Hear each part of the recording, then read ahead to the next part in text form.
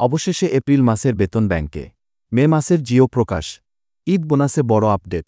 আসসালামু আলাইকুম প্রিয় শিক্ষক, শিক্ষাকর্মী এবং সম্মানিত দর্শকবৃন্দ।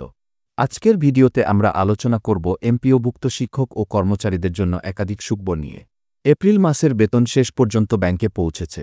মে মাসের বেতনের জিও জারি করা হয়েছে এবং ঈদুল আজহা উপলক্ষে বোনাস সংক্রান্ত গুরুত্বপূর্ণ একটি আপডেট এসেছে, যা হয়তো আপনার জানা নেই। তাই অনুরোধ করছি, সম্পূর্ণ ভিডিওটি মনোযোগ সহকারে দেখুন।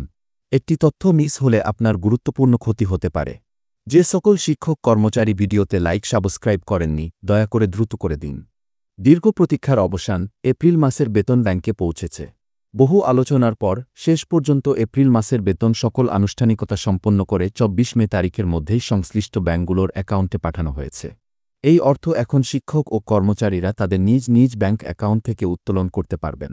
এর মানে যারা এপ্রিল মাসের টাকায় নির্ভরশীল ছিলেন, তাদের জন্য এটি বিশাল এক স্বস্তির বিষয়। অনেক শিক্ষক কর্মচারী বিভিন্ন প্রয়োজনে বা ঋণ পরিশোধে এই অর্থের জন্য অপেক্ষা করছিলেন। তাই এই সময়মতো টাকা ছাড়ের সিদ্ধান্ত নিঃসন্দেহে প্রশংসাযোগ্য। মে মাসের বেতনের জিও জারি আরও এক ধাপ এগিয়ে। এপ্রিল মাসের বেতনের সঙ্গে সঙ্গেই শিক্ষা মন্ত্রণালয় জারি করেছে আরেকটি গুরুত্বপূর্ণ নথি। মে মাসের বেতনের সরকারি আদেশ, অর্থাৎ জিও। এই আদেশ অনুযায়ী মে মাসেও বেতন পাচ্ছেন স্কুল পর্যায়ের প্রায় ২,৯১,১৬১ জন শিক্ষক ও কর্মচারী এবং কলেজ পর্যায়ে ৮৭,২৬৩ জন শিক্ষক কর্মচারী।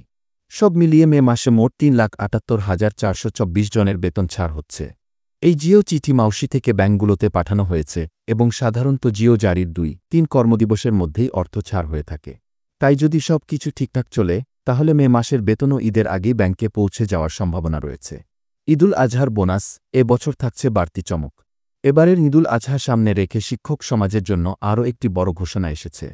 অর্থ মন্ত্রণালয় ও শিক্ষা মন্ত্রণালয়ের সিদ্ধান্ত অনুযায়ী এমপিওভুক্ত শিক্ষক এবার মূল বেতনের ৫০% হারে ঈদ বোনাস পাচ্ছেন। কিন্তু কর্মচারীদের ঈদ বোনাস বাড়েনি।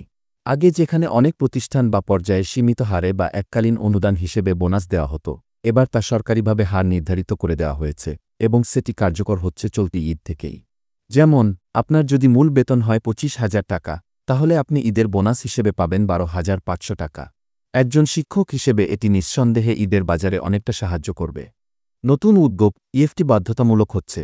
বেতন ও বোনাস ছাড়াও সরকার এবার শিক্ষকদের বেতন পরিশোধে আনছে একটি যুগান্তকারী পরিবর্তন। এটি হল ইএফটি বা ইলেকট্রনিক ফান্ড ট্রান্সফার সিস্টেম বাধ্যতামূলক করা। এই পদ্ধতির মাধ্যমে আর বিল পেশ করার প্রয়োজন থাকবে না। চেক অনুমোদনের জন্য অফিসে ঘোরাঘুরি করতে হবে না। সবকিছু হবে স্বয়ংক্রিয় ও অনলাইন ভিত্তিক। প্রত্যেক শিক্ষক কর্মচারীর ব্যাংক অ্যাকাউন্টে সরাসরি টাকা চলে যাবে নির্ধারিত সময়েই।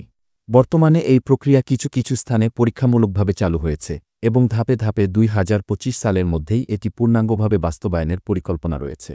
শিক্ষক সমাজের জন্য বার্তা, মর্যাদা ও দায়িত্ব একসাথে।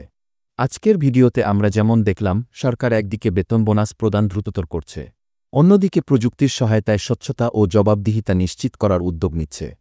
তবে আমাদেরও উচিত শিক্ষক হিসেবে নিজ নিজ দায়িত্ব নিষ্ঠার সাথে পালন করা, যাতে শিক্ষা প্রতিষ্ঠান এবং শিক্ষার্থীরা উপকৃত হয়।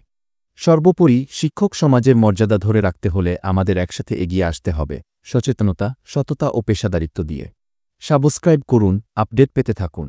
আপনি যদি নিয়মিত শিক্ষক সমাজ ও শিক্ষাখাতের সর্বশেষ আপডেট পেতে আগ্রহী হন, তাহলে অবশ্যই আমাদের চ্যানেলটি সাবস্ক্রাইব করুন। ভিডিওটি লাইক দিন এবং আপনার সহকর্মীদের সঙ্গে শেয়ার করে দিন। এই ছিল আজকের তথ্যবহুল আপডেট। দেখা হবে পরবর্তী ভিডিওতে নতুন কোনো সুখবর নিয়ে।